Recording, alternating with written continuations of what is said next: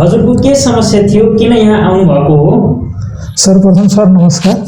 म यो एन्जाइटीको समस्याले गर्दा एन्जाइटी मलाई आजभन्दा 17-18 वर्ष अगाडिबाट एन्जाइटी भा रहेछ भनेर मलाई त्यो बेलामा थाहा भएन।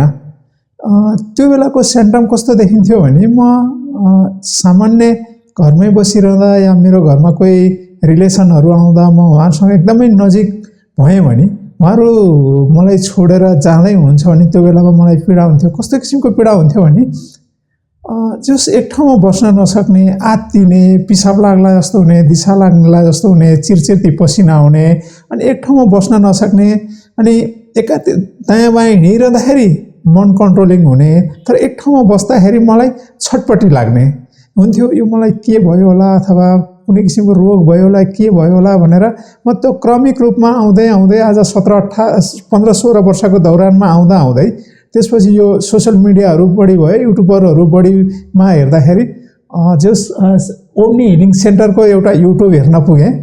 सरको एडभाइसले मलाई कता कता मनमा छोयो।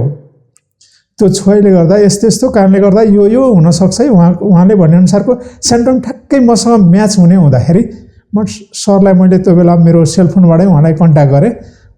हुन्छ तपाईँ काठमाडौँ आउनुहुन्छ भने पनि आउनुहोस्, यदि अनलाइनबाट तपाईँले कोर्स लिन चाहनुहुन्छ भने पनि हजुरले अनलाइनबाट कोर्स लिनु भन्नुभयो। तर अनलाइनमा मलाई त्यति उपयुक्त नहोला कि भन्ने मेरो एउटा ओपिनियन भयो, मेरो एउटा थिङ्किङ भयो। त्यसले गर्दा म फिजिकल्ली नै गर्छु सर भन्दा ओके त्यसो भए काठमाडौँ आउनुहोस्, 20-21 दिन अथवा 10-12 दिन जति टाइमिङ मिल्छ त्यो अनुसार आउनुहोस्, त्यसपछिको बरु हामी फिजिकल्ली गर्नुपर्ने फिजिकल्ली गराइदिउँला, त्यसपछि तपाईँलाई अनलाइनमा गर्नुपर्ने चिज छ भने हामी अनलाइनबाट गर्छौँ भन्नुभयो सरले। त्यो अनुसार म आएँ पनि, काठमाडौँ आएँ, सरको सेसनमा बसेँ।